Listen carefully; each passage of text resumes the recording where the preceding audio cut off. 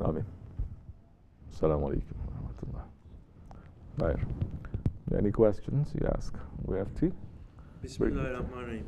In Islam and in Tariqat, often we find people in our own families are hostile towards us because we are practicing an Islam that is considered out of today's mainstream or normal Islam.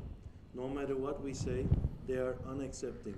How should we behave with our family? Bismillahirrahmanirrahim. Behave with patience. Behave with patience. Because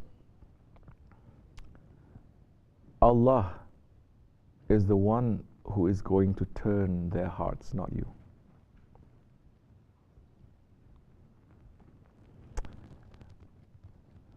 Now, if they are oppressing you, and I'm using a very heavy word, if they are oppressing you, if they're cruel to you, I'm not talking about just saying a couple of things, not talking about them being upset with you, but if they're oppressing you, then you need to draw a line, and you need to have a limit, and you need to have the intelligence to say, I stand on this side, you stand on that side. We don't pass each other's limits, and we will be fine if we live together. If you don't live together, you are free to practice your religion. That one is free to practice his beliefs. But if you're living together, you have to negotiate. You draw the line and they're passing over and over again. What do? If you're able to, do what your Prophet did. What did he do? He made hijrah. He left. He emigrated. He didn't fight, he emigrated. How many years in Mecca? 13 years in Mecca. He was oppressed. All his followers were oppressed and tortured and killed, insulted, humiliated. He did not raise one single hand to hit back. This word should go to everyone in the world to understand what kind of a prophet ours is. That they're saying he's violent and he fights back and he makes all this. For 13 years, his own family members, people who loved him before he became a prophet, when he became a prophet, all he said was, believe in Allah, turn your face away from this dunya to your Lord, and everyone treat them accordingly with justice. Do not oppress them. They hate him for it.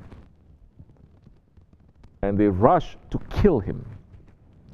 He did not take a sword to hit anyone back, nor did any of his followers. And when it became unbearable, the order then came. Allah subhanahu wa ta'ala is saying, make the hijrah. This is how we're going to put the lessons of our Prophet ﷺ into our lives. Now, you're living together, you cannot move. Be patient. There's nothing you can do. It is their house. You're eating their food. You're not paying any bills. They have rights in this world, and they have rights in the matters of religion too. Religiously, according to Sharia, they have rights over you. So be patient. You cannot say anything. You cannot fight back. Don't. Now, you're able to leave. You're living separately. Still be patient. Still no reason for you to fight. Because fighting is not going to solve anything. They think Islam is evil, Tariqat is evil. There is already a veil in front of their hearts. They cannot accept the idea,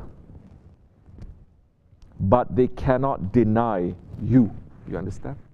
They cannot deny you. They cannot say you don't exist. You become a good Muslim.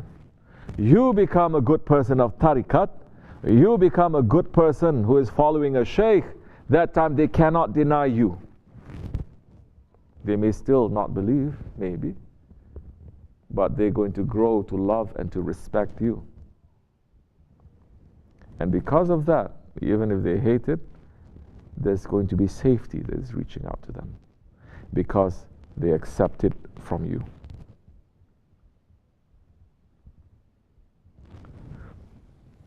So, you're feeling very miserable. There's no one there who is supporting you. Try to find a group. Try to find friends. Try to find those ones who are believing in the same way, even if it is once a month. Sit with them a little bit.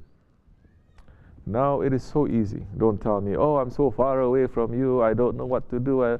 You can just turn on the internet and immediately it's as if you're in front of us. What is your problem?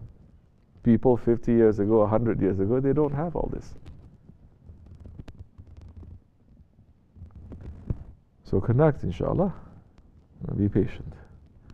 And behave with patience with them, behave with wisdom. Don't fight back and forth. If they oppress you, draw the line, make the hijrah if you can. Pray that Allah turns their hearts. In time, they will. Do not preach to them. Do not try to make da'wah to them. Who are we? We just came into practicing Islam yesterday and suddenly we think we're a da'i. Huh? We're going to make da'wah to them? Please, don't be arrogant and don't be stubborn. I know people, they're coming from non-Muslim backgrounds, decent people, decent families. They accept Islam, but they accept Islam through Wahhabi kind of ideas. So now, instead of being nice to their non-Muslim families to make their hearts to soften and to understand Islam, they come back and they say, you are going to go to Jahannam. You're going to go to hell. You are wrong. You're eating this. You're drinking this. All of you are wrong. They start condemning it because arrogance has set in. That is coming from shaitan. Allah is trying every way to find a way to forgive us. And He's saying, if you're not doing anything wrong, anyway, let me not finish that. He's saying, every night He's coming to ask us, who is asking me to forgive him? I'm here. He's trying to find every excuse. But mankind, we're trying to find every excuse just to condemn each other to hell. Wrong. Wrong teachings. Wrong book that we are following. Wrong prophets that we are following. There's no such thing as a wrong prophet anyway. Every prophet is correct. But wrong ones who are claiming to be prophets that we are following. Wrong Lord that we are serving. May Allah keep us in Siratul Mustaqim, inshallah. Al-Fatiha.